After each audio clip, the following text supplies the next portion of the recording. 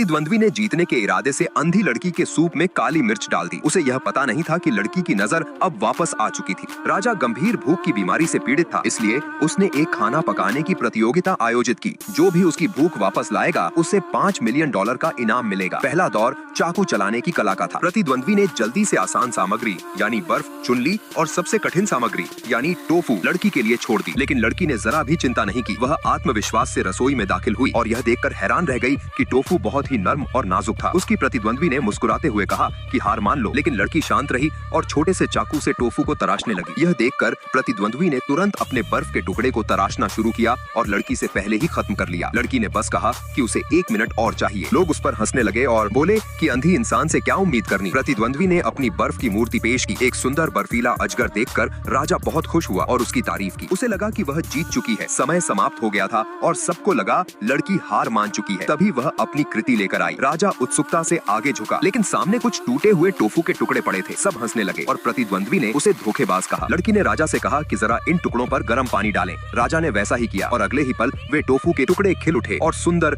जीवंत फूलों में बदल गए। सब दंग रह गए। राजा ने उसकी रचनात्मकता की खूब प्रशंसा की और उसने पहला दौर जीत लिया। दूसरे दौर में उन्हें सूप बनाना था। लड़की ने ताजे मशरूम पानी में डाले, आंच तेज की और स्वादिष्ट मशरूम सूप बनाने लगी। प्रतिद्वंद्वी फिर से हारने के डर से एक बड़ा कटोरा भर काली मिर्च उठाई और पूरा सूप में डाल दिया, क्योंकि उसे पता था कि राजा तीखा पसंद नहीं करता। लड़की ने यह सब देखा लेकिन कुछ नहीं कहा। जब दोनों ने अपने सूप राजा के सामने रखे तो राजा ने पहले लड़की का सूप चखा। प्रतिद्वंद्वी को उम्मीद थी कि अब राजा उसे डांटेंगे, लेकिन जैसे ही राजा ने एक घूंट लिया वे स्वाद से मोहित हो गए। उन्होंने कहा कि यह सूप हल्का, सुगंधित और बेहद स्वादिष्ट है। प्रतिद्वंद्वी हैरान रह गई। इतने मिर्च वाले सूप में यह स्वाद कैसे हो सकता है? फिर राजा ने उसका सूप चखा। एक घूंट लेते ही उन्होंने तुरंत उसे थूका और गुस्से में बोला कि यह सूप बहुत तीखा और बिल्कुल भी खाने लायक नहीं है। प्रतिद्वंद्वी घबरा गई और घुटनों पर गिर गई। राजा ने उसकी निंदा की और कहा कि उसे महल से निकाल दिया जाए। तब सच्चाई सामने आई। जब वे दोनों सूप परोस रही थीं, लड़की ने अपनी चौड़ी आस्तीनों से चुपचाप दोनों कटोरों को बदल दिया था। राजा ने प्रतिद्वंद्वी को महल से निकाल दिया और लड़की को विजेता घोषित किया।